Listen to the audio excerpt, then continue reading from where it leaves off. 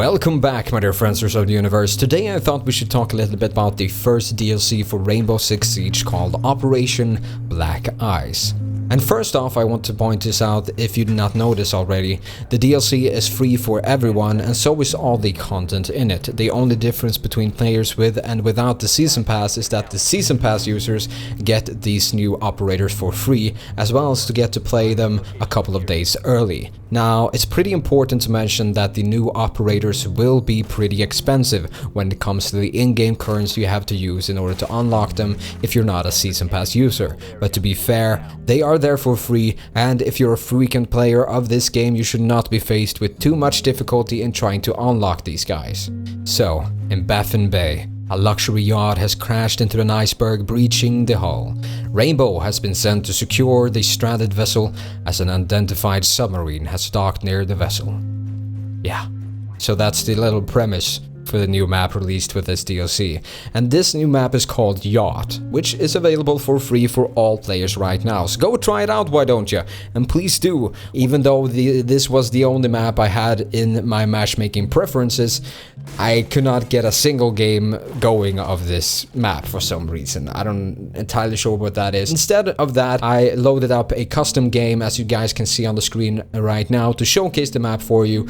And this is actually a pretty good way if you want to learn the maps in general, if you did not know that already. The map's design is a standout from all the vanilla maps, and when I first heard that it was going to be on a yacht, I expected it to be pretty small, but that is not the case. Whoever owned this yacht from the beginning, before it crashed, had some serious resources at his disposal. Or he stole it. I would like to think that he stole it. Some evil mastermind behind all this. That's what I would like to think. It's a very cool looking map, and once again Ubisoft has impressed with small details. If you place the deployable shield, for example, it actually gets an instant layer of frost covering it, to showing off how cold the map really is. And talking about cold, frost is cold, or frost means pretty cold stuff.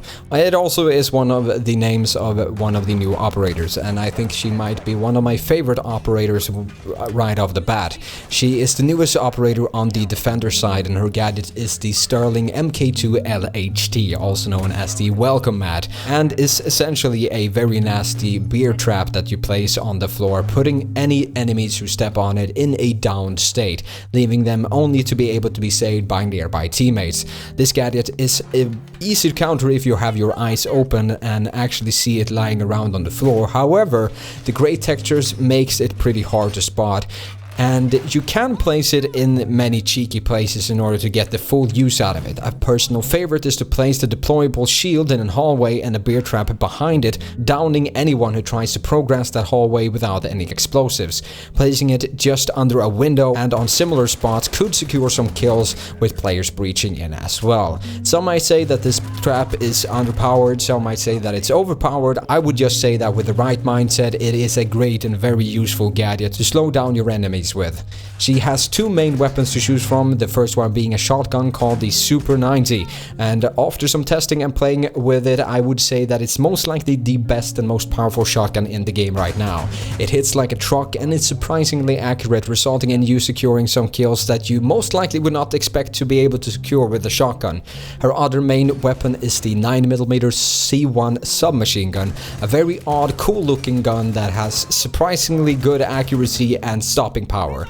It is a good alternative for the Super 90 shotgun, even though I would right now recommend you using the shotgun over the submachine gun, but with that said, they are still both very valid picks, depending on which playstyle you want to go for with Frost.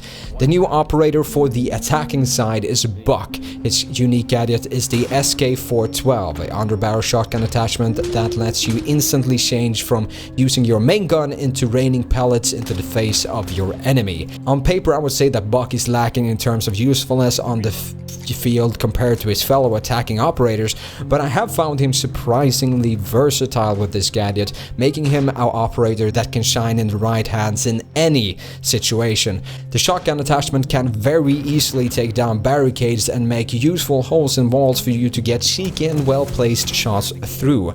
And the instant switch between your main gun fire mode and the shotgun fire mode also makes you very very good in tight spots where you are overrun by more than one enemy or run out of bullets for some reason.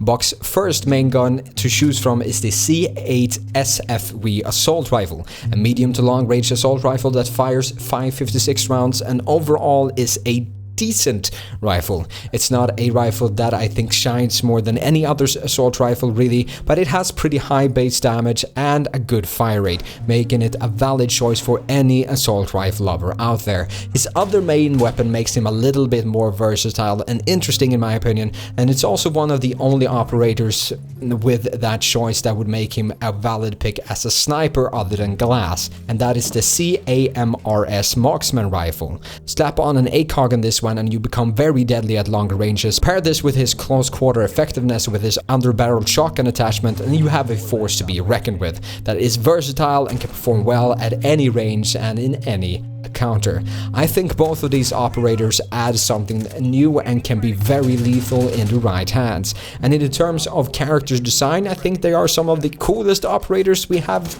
yet. But that is not the only new additions to the game with this DLC. Now that Ubisoft has been able to gather some information for a while in the rank mode and how ranks works and so on, they should make more sense overall. They have tweaked those a little bit around, and they have also added a spectator mode, which is something that will likely be used for the upcoming competitive scene in Rainbow Six Siege that is supposedly kicking off in next month, in March. And how that works and plays out will be interesting, since there's pretty nasty bugs and exploits in the game right now that I've read about. I haven't encountered them too much myself, but there is some balance issues to be had there. But nonetheless, esports is fun, and it's a opportunity to for Ubisoft to see real places where they need to improve the game even more, and that will probably just speed up the process and making it even a better game, which is very nice to see. If you want to see all the tweaks and changes to the game, I would point you towards the description of this video and you shall find what you seek. We have gotten tweaks to the silencer, making it a more valid pick, some sound tweaks that makes more sense when it comes to team play and balance, and I think that everything is heading in the right direction still, which I'm really appreciative about and enjoying. And that's it for this video. Don't forget to like and share if you enjoyed, and until next time, bye.